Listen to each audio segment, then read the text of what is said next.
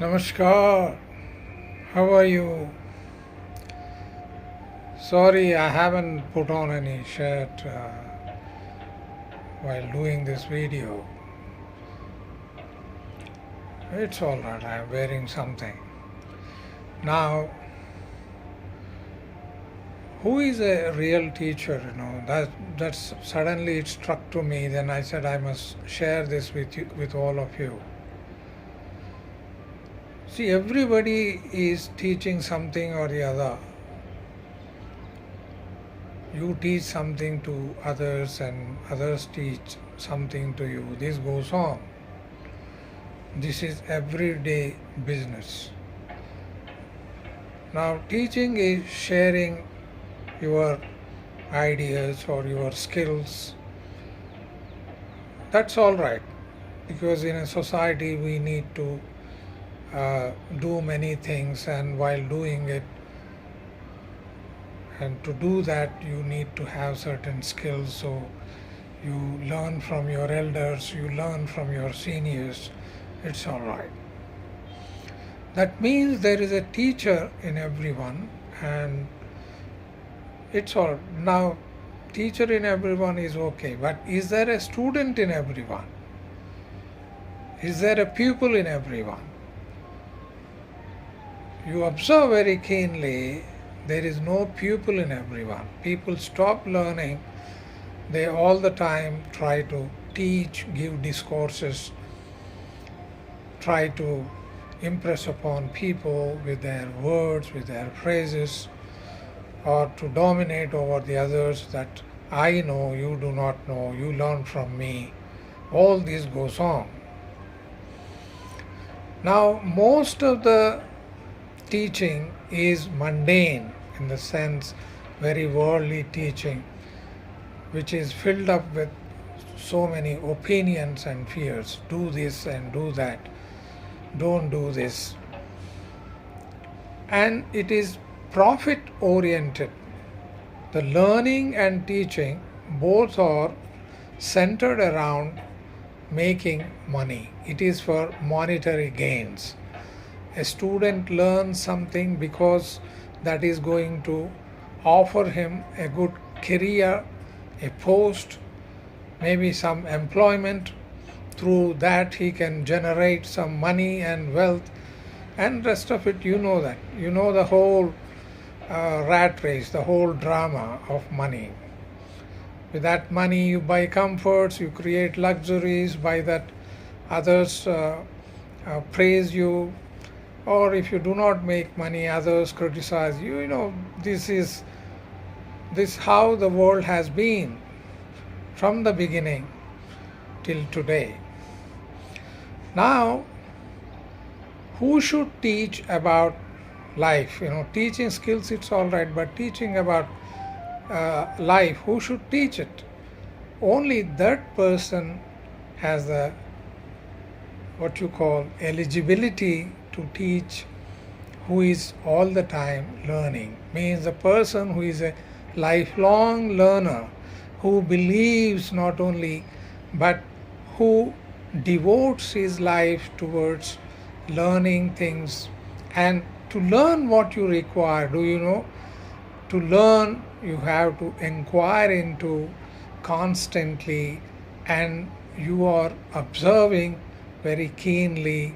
You are showing interest in what's happening around you, and from those situations, from every situation, being observant, you learn things. You learn something or the other.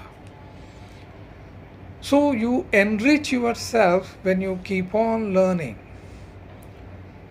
When you kill that student, when you kill that inquisitive mind, when you kill that quest in you, you become emotionally and psychologically dead.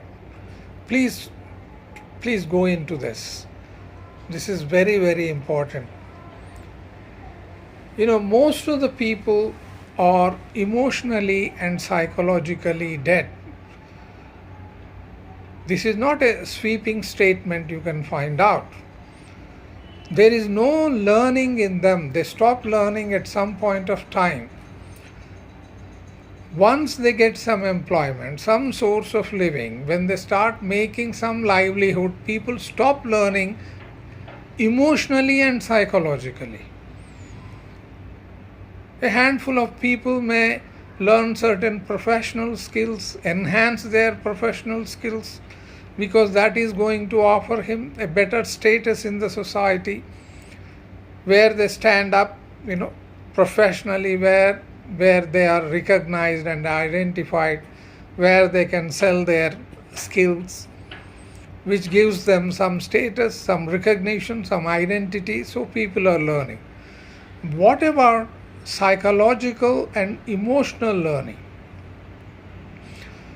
In the sense you understand the needs of others, you understand the pain of others, being altruistic, you place yourself in others' shoes. And so when you are growing, when you are learning emotionally, you don't hurt people, you don't cause any damage to others.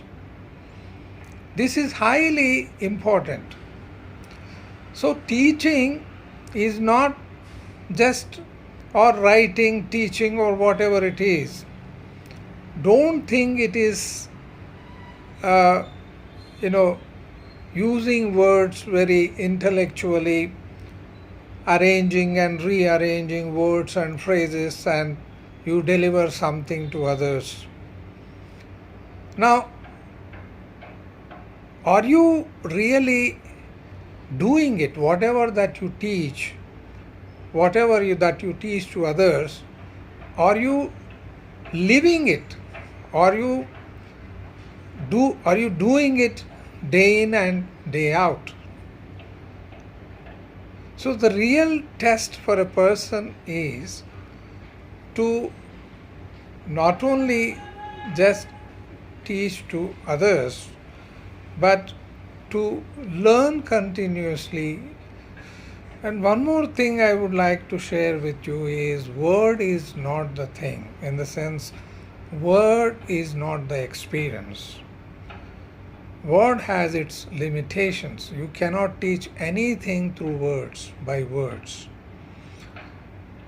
I give a small example. Suppose you haven't eaten sweet by name laddu. Somebody who has eaten it, then you ask him, how does it taste? Then he goes on explaining the taste of that particular thing, And after elucidation, after telling and narrating about it for 2 hours, still you don't get anything. You have so many doubts in your mind. But the moment you put that sweet in the mouth of the person who is asking how does it taste, everything is being delivered. You ask him how does it taste, he will say it is very sweet. What you mean by sweet? How much of sweet is that? What is explain? Then he cannot. So word is not the thing, and word can never be equated with experience. There is no substitute for first-hand experience, a direct experience. So when you are really inquisitive to learn something, as I said it, remain a student forever, a lifelong learner. And the lifelong learner is the person who is eligible to teach others, because he is prepared to change his opinions and dogmas, myths and all that, and he is seeing clearly and he is ready to forego his redundant knowledge. So all the time he is afresh. So are you that? Are you that? See, there are groups and so many divisions in the society because we are adhering to certain beliefs, dogmas, myths, opinions, and all this. When you are learning continuously, it is say from cradle to grave. From birth, it starts, learning begins in the cradle. Actually, it begins in the mother's womb itself. After that, you keep on learning till the last moment, in the sense, till you go to the grave. See, it is very nice to listen from cradle to grave and all that. But are we that? Are we learning at all? Once you get into a job, once you start making money, you cease to learn. Please observe. So, remain a student forever. Remain a pupil forever. But you see, children, they are bubbling with energy because they have so much to learn. We as adults think that there is nothing to learn further, so we stagnate. It is called as a learning plateau. You reach a plateau, after that you cease to learn.